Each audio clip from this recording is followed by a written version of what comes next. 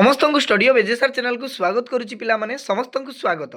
तो आज भिडियो आम आलोचना करवा एमआईएल ओडिया पिलामाने MIL Odia selection long question रो आंसर बुझीगला। तो सिलेक्शन पिला माने लॉन्ग क्वेश्चन रो आंसर कहीं ना पिला मानकर पूरा पूरी डिमांड जे सर लॉन्ग प्रश्न गुड़िक तो सिलेक्शन देदेले एमआईएल ओडिया किंतु तार उत्तर टी शीघ्र पिला माने कमेंट उपरे कमेंट से सर उत्तर को दे दिंतु आमको जहाँफल कि आम उत्तर जानिला माने आम लॉन्ग क्वेश्चन लिखिपर एवं तुम जो उत्तर गुड़िक पिला माने ये जो उत्तर तुम मैंने केमिति लिखिबो केमिति लिखिले 5 मार्क तुम मानक मिल पूरापूरी एवं केते पेज लिखिबो प्राबंधिक किंबा कवि तांकु केमिति तुम माने स्वागत करिबो ता उपक्रम रे केमिति लिखिबो तार पूरापूरी डिटेल्स मु बुझेदेवी यही भिडियो एवं 100% पिला माने जो गुड़िक मु सिलेक्शन देइछि सेही प्रश्न ही मु डिस्कशन करी आउ सेही प्रश्न ही तुम मानकर 100% पड़िबो बोर्ड परीक्षा रे 2026। तेणु आउ अल्प दिन रहिला पिला माने एमआईएल ओडिया रो एग्जाम तेणु आउ समय को नष्ट न करी पिला माने कंटिन्यू पढ़ापढ़ी जारी रखंतु बुझिला। तो आउ चैनल को जदि पिला माने प्रथम थर पय आछंती देन चैनल को एबे ही सब्सक्राइब करिकी ऑल नोटिफिकेशन पिला माने ऑन करिया पय जमार भूलंतु नहीं आउ जेते पारचंती पिला माने फ्रेंड मानन को शेयर कर दियंतु काहे कि ना एग्जाम अल्प दिन रहिला जेउ माने भी भलो मार्क रखिया पय चाहउचंती लैपटॉप बाबद जो 30,000 टका पाइबार अछि एवं जेउ माने भाबुची जे सर हमें फेल हे जिवु किछि फेल हेबा दरकार नै केवल चैनल को पिला माने शेयर करो आ मु जेती क्लास करूची क्लास गुडी को अटेंड करिया पय को देखिबो सेही पिला जो पिला फेल हवा पय चेष्टा करूचंती किंबा फेल हे जी बोली भाबुची से फेल हवा तो दूर कथा पिला माने फास्ट डिवीजन एवं सेकेंड डिवीजन मार्क से माने रखी पारिबो जो माने फेल हवा पय चाहूची बा फेल हे जीवो बोली से मानकर भावना बुझियला। तो तेणु बेसी न डर के आम आलोचना करवा पिला माने एइडी देखंतु पिला माने तिनी तुंडरे बुझियला। तो तिनी तुंडरे तुम माने जानिथिबो जे भुवनेश्वर बेहेरा नाइ कि भुवनेश्वर बेहेला पिला माने प्राबंधिक बहुत बड़ प्राबंधिक पिला माने से लिखिचंती तिनी तुंडरे। तो तिनी तुंडरे किभଳି भाबरे प्रश्न आसीबो देखंतु प्रथम तुम मानकर प्रश्न रहउची गणतंत्र सफलता विडंबनारे परिणत हेबा पछरे लेखकंक दृष्टिभंगीर परिचय प्रदान कर एवं ता किंबारे जदि पिला माने एही प्रश्न आसे प्रचार शक्ति बल रे जीतिथिबा गुणहीन और नीतिहीन केतेक प्रतिनिधिंक कथा बुझियला। तो केतेक प्रतिनिधिंक कथा उत्थानपन काल रे प्राबंधिक जो प्रसंग रे उपस्थापन करिसेंती ताहा वर्णना कर ए प्रश्न आसिने मध्य किंबा ता और जदि एही प्रश्न आसे पिला माने तुम माने एही उत्तर को प्रेजेंट करियो बुझियला। तो देखंतु हमें बुझिबा पिला माने भलो भाबरे ओडिया साहित्य रे प्राबंधिक प्रथमे पिला माने लॉन्ग क्वेश्चन लेखिबा स्टार्टिंग जेते बेले करिवो कवि किंबा प्राबंधिक विषय रे तुम माने निहाती पिला माने लेखिबो कहीं ना प्राबंधिक को टिके भल भाव में तुम मैंने स्वागत कर जहाँफल कि उपक्रम तुम मान प्राबंधिकर किंबा कविंकर इंट्रोडक्शन थी बुझीगला। देखु ये आम आलोचना करवा ओडिया साहित्य प्राबंधिक भुवनेश्वर बेहेरा एक चर्चित तम नाम वृत्ति रे से इंजीनियर होइतिले हैं प्रवृत्ति थिला तांकर साहित्य सदा देखु पे तार कैरियर थिला इंजीनियर बुझीगला। तो किंतु तांको प्रवृत्ति थिला तांकर मन थिला कौठारे रे ना साहित्य उपरे लिटरेचर उपरे बुझीगला। तो लिटरेचर उपरे जड़े चिंताशील और संस्कारवादी स्रष्टा भाव में तांकर अन्यान्य प्रतिभार परिचय मिले से जड़े चिंताशील एवं संस्कारवादी स्रष्टा भाव में कौन थे रे अन्यान्य प्रतिभार परिचय मिले शुण परीक्षक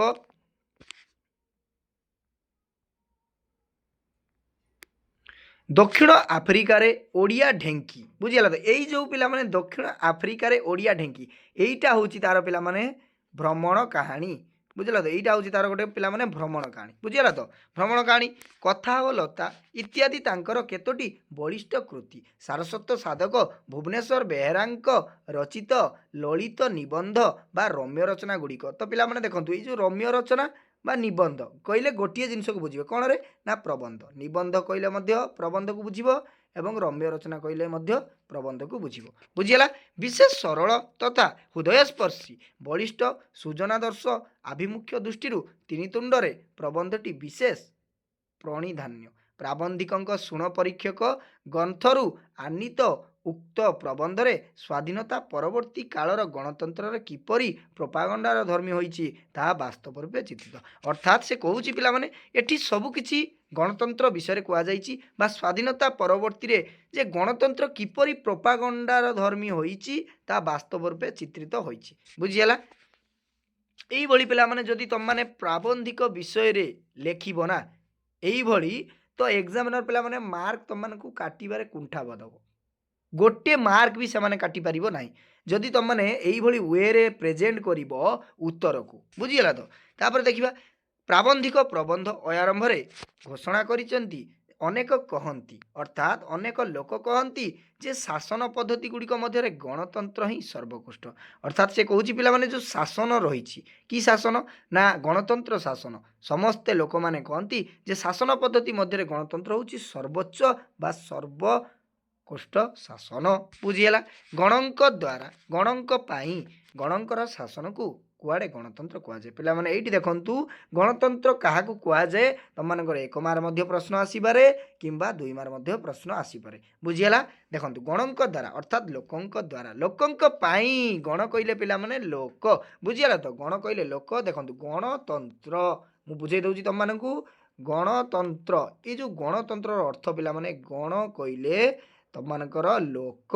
बुझीगला तो लोक एवं तंत्र कइले कौन रे तंत्र कइले तमनकर शासन ताले दुईटा को जब मिसई देबा कौन रे ना लोक शासन अर्थात लोक मानकर शासन को गणतंत्र कहा जाए। बुझीगला पूरा इजी वे रे बुझौची पिला माने निश्चित भाव में बुझी पारिबो एवं पिला माने 96 95 पिला माने एमआईएल ओरिया रे निश्चित भाव में धरिकी पळे आसीबो जदि एई भली पिला माने उत्तर गुडी को प्रेजेंट करिवो लॉन्ग क्वेश्चन रे। बुझीगला तो पिला माने मध्य 96 95 रखिथांती काहेकि ना से माने एई भली वे रे आंसर को प्रेजेंट करिथांती परीक्षा खाता रे नाही कि तेबे वास्तव दृष्टि विचार कले गणक द्वारा शासन ही गणतंत्र प्रकृत और प्रधान विशेषत्व नहीं कि एठारे लोक होउची पिला माने मुख्य लोक माने चाहिए जड़े आसन गादी रे जो माने बसी थांती सेमानंकु प्रत्याहार करिपारिबे एवं आउ जनंकु मध्य लोक माने जदि चाहिए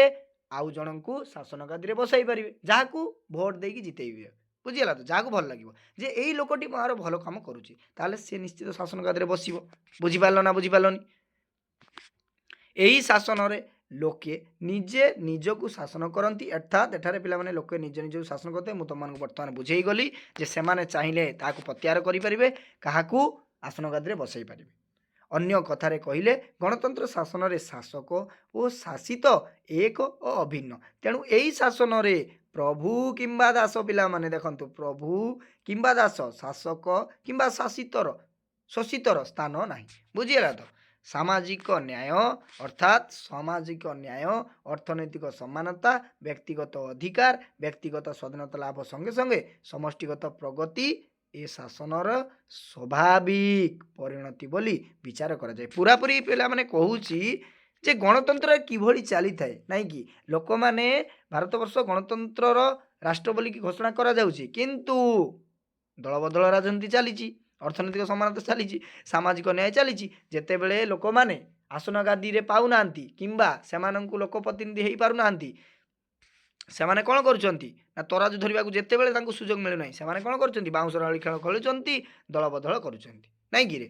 नेक्स्ट गणतंत्र शासन रे सीधा सड़क भाव में शासनकर्ता माने जनतार प्रतिनिधि रूपे निर्वाचित हुवंती। गणतंत्र शासन कौन रे ना सीधा सड़क अर्थात डायरेक्टली पिला माने शासनकर्ता माने जनतार प्रतिनिधि रूपे निर्वाचित हुवंती। तापर कहला अर्थात जनसाधारण निजर प्रतिनिधि निजे बाछि सेमानंक हाथ रे शासन भार अर्पण करती।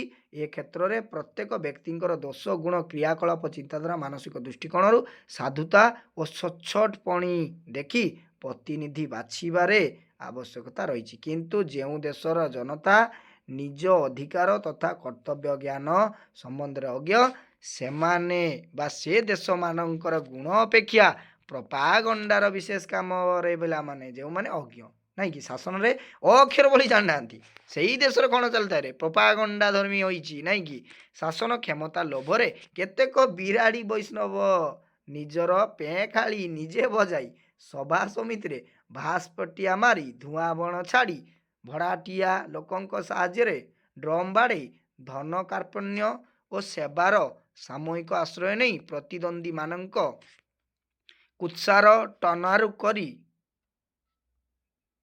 ସେମାନଙ୍କ ଲୋକଙ୍କୁ ଭୟ ଦେଖାଇ ପ୍ରଚାର ବଳରେ ଧଳାକୁ କଳା କଳାକୁ ଧଳା କରନ୍ତି। ବୁଝିଗଲା ତ? ଯେଇଭଳି ଭାବରେ ପିଲାମାନେ ତ୍ରିତୁଣ୍ଡରେ ରାଧୁ ପାଣୁ ଅଗାଧୁ ଲୋକ ସେଇମାନେ କ'ଣ କରିଛି ନା ଯେତେବେଳେ ନନା ଯାଇଛି ବା ପୁରୋହିତଟିଏ ଯାଉଛି ଛେଳିଟିକୁ ନେଇକି ଧଳାକୁ କଳା ଅର୍ଥାତ୍ ଛେଳିକୁ କହୁଛି କୁକୁର, କୁକୁର କହୁଛି ଛେଳି। ବୁଝିପାରୁଛ ତ କେଉଁଭଳି ପିଲାମାନେ ଶାସନ ଚାଲିଛି ବର୍ତ୍ତମାନ, ନାଇଁ କିରେ? ଧୂଆଁ ବଣ ଛାଡ଼ିବା, ବାସ୍ ପିଠିଆ ମାରିବା, ମୁଁ ଏସା କରିଦେବି ସେସା କରିଦେବି, ଏଇ ଯେଉଁ ଗର୍ବ ନାଇଁ କିରେ, ଏଟା କରିଦେବି, ଆମକୁ ଭୋଟ ଦିଅ, ଆମେ ପୁରାପୁରି ରାସ୍ତାଘାଟ ତିଆରି କରିଦେବୁ ସବୁକିଛି। ତ ସେଇଭଳି ପିଲାମାନେ ଏହାର ଅର୍ଥ ପ୍ରାବନ୍ଧିକ ବୁଝାଇବା ପାଇଁ ଚେଷ୍ଟା କରୁଛନ୍ତି। ଏହିପରି ପ୍ରଚାର ଶକ୍ତି ବଳରେ କ୍ଷମତାଧିକାର କରିଥିବା ଗୁଣହୀନ ଓ ନୀତିହୀନ ପ୍ରତିନିଧିମାନେ ଗଣତନ୍ତ୍ର ବ୍ୟବସ୍ଥାରେ ବିଡ଼ମ୍ବନା ଆଣିଛନ୍ତି। ଯେଉଁମାନେ ବୁଝିଲେ, ଯେଉଁମାନଙ୍କ ପାଖରେ ଶାସନର ଜ୍ଞାନ ଅଛି, ଜାଣିଛନ୍ତି ପ୍ରକୃତରେ କ'ଣ, ସେଇମାନେ ହିଁ ପିଲାମାନେ କ'ଣ କରୁଛି ନା ଗଣତନ୍ତ୍ରର ବ୍ୟବସ୍ଥାରେ ଟିକେ ଟିକେ ସୁଦୃଢ଼ ଆଣୁଛି, ପରିବର୍ତ୍ତନ କରୁଛି, ନାଇଁ କି? ନେକ୍ସଟ ଦେଖନ୍ତୁ ପ୍ରାବନ୍ଧିକଙ୍କ ଦୃଷ୍ଟିଭଙ୍ଗୀ ପ୍ରଣିଧାନ ଯୋଗ୍ୟ। ବୁଝିଗଲା ତ? ଦେଖନ୍ତୁ ଏଇ ପ୍ରଶ୍ନ ଆସିଲେ ତମମାନେ ଏଇଭଳି ଯଦି ଉତ୍ତର ଲେଖିବ ପିଲାମାନେ 100% 5 ମାର୍କ ପାଇଯିବ। ଏବଂ ତମମାନେ କହିବ ସାର୍ ଲଙ୍ଗ କ୍ୱେଶ୍ଚନ୍ ମନେ ରହୁନାହିଁ, ଲଙ୍ଗ କ୍ୱେଶ୍ଚନ୍ କେତେ ପେଜ ଲେଖିବ? ଦେଖନ୍ତୁ 5 ମାର୍କ ଯେହେତୁ ରହୁଛି ତମମାନେ ହାଏଷ୍ଟଲି ତମମାନେ କ'ଣ କରିବ ନା 1.5 ପେଜ ଲେଖିଦେବ। ବୁଝିଗଲା? 1.5 ପେଜ ଲେଖିବ ତମମାନଙ୍କ ପାଇଁ ସଫିସିଏଣ୍ଟ ପିଲାମାନେ। ବୁଝିଗଲା? ସଫିସିଏଣ୍ଟ 5 ମାର୍କ ପାଇଁ। ବୁଝିଗଲା? ଏବଂ ବାରମ୍ବାର ଯଦି ପିଲାମାନେ ଲଙ୍ଗ କ୍ୱେଶ୍ଚନ୍କୁ ଦେଖିବ, ବାରମ୍ବାର ଭିଡ଼ିଓକୁ ପ୍ଲେ କରିକି ଦେଖିବ, ତାହେଲେ ତମମାନଙ୍କର ଲଙ୍ଗ କ୍ୱେଶ୍ଚନ୍ ପିଲାମାନେ 100% ମନେ ରହିବ, ମୁଁ ଏ ଗ୍ୟାରେଣ୍ଟି ଦେଉଛି।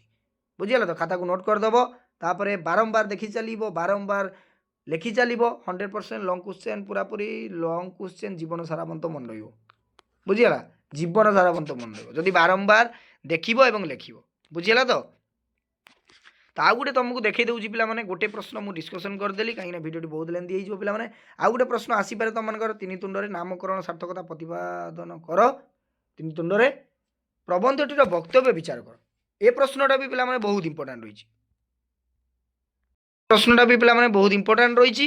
ତେଣୁ ମୁଁ ତୁମମାନଙ୍କୁ ଦେଖାଇ ଦେଉଛି ପିଲାମାନେ। ଆଉ ଯଦି ୟାର PDF ପାଇବା ପାଇଁ ଚାହୁଁଛନ୍ତି ପିଲାମାନେ, ତାହେଲେ ଡେସ୍କ୍ରିପସନ୍ ବକ୍ସରେ ମୁଁ ଲିଙ୍କ୍ ପ୍ରୋଭାଇଡ଼ କରିଦେଇଛି। ଆମର ହ୍ୱାଟ୍ସଆପ୍ ଗ୍ରୁପ୍ରେ ପିଲାମାନେ ଜଏନ୍ ହେଇଯିବ, ସେଥିରେ ମୁଁ PDFଟିକୁ ସେଣ୍ଡ କରିଦେବି। ବୁଝିଗଲା? ଦେଖିଦିଅନ୍ତୁ କେଉଁଭଳି ଲେଖିବ ପିଲାମାନେ, ଏଇଭଳି ତୁମମାନେ ଲେଖିବ।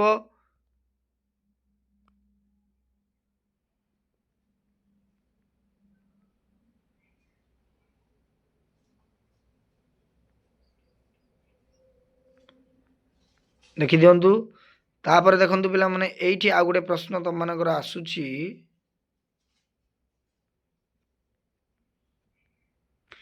ତିନି ତୁଣ୍ଡରେ ଗଲା। ତାପରେ 3 ନମ୍ବର ଦେଖନ୍ତୁ ପିଲାମାନେ, ଏଇଠି ଗୋଟେ ଆସୁଛି ପ୍ରଶ୍ନ।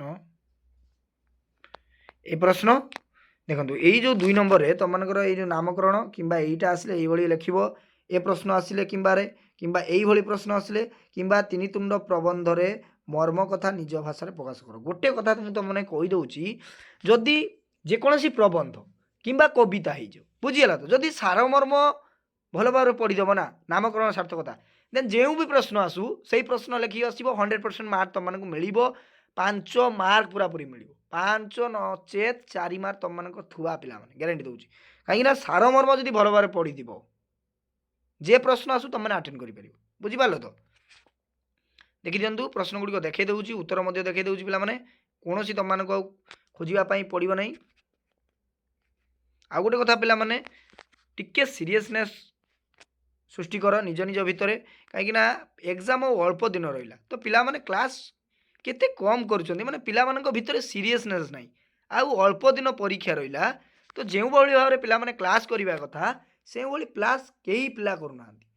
ମୁଁ କହୁନାହିଁ ଯେ ସବୁ ପିଲାମାନେ, କିଛି ପିଲା ଅଛନ୍ତି କ୍ଲାସ୍ କରୁଛନ୍ତି, କିନ୍ତୁ ବହୁତ ପିଲାମାନେ କ୍ଲାସ୍ ବର୍ତ୍ତମାନ ବି ସେମାନେ ସିରିୟସନେସ୍ ନାହାନ୍ତି। ଦେଖିଦେଲେ ପିଲାମାନେ। ତ এইভଳି ଯଦି ଆଲୋଚନା କରିବ ପିଲାମାନେ, 5 ମାର୍କ ସିଲେକ୍ସନ୍ ପ୍ରଶ୍ନ, ଆହୁରି କବିତାର ମଧ୍ୟ ଆଣିବା, 2 ମାର୍କ ସିଲେକ୍ସନ୍ ପ୍ରଶ୍ନ ମଧ୍ୟ ଆଣିବା ପିଲାମାନେ। ବିଷୟ ୱାଇଜ୍ ତୁମମାନଙ୍କର ଯେଉଁ ରହିଛି ଗଳ୍ପ, ପଦ୍ୟ ଏବଂ ଗଦ୍ୟ, ସବୁର ସିଲେକ୍ସନ୍ 2 ମାର୍କ ପ୍ରଶ୍ନ ସହିତ ଉତ୍ତର ମୁଁ ଆଲୋଚନା କରିବି। ଗୋଟେ ପ୍ରଶ୍ନ ଯେଉଁ ଆଲୋଚନା କରିବି ପିଲାମାନେ, ସବୁ ପରୀକ୍ଷାରେ ଆସିବ। ବୁଝିଲା ତ? ସବୁ ପରୀକ୍ଷାରେ ଆସିବ ତୁମମାନଙ୍କର।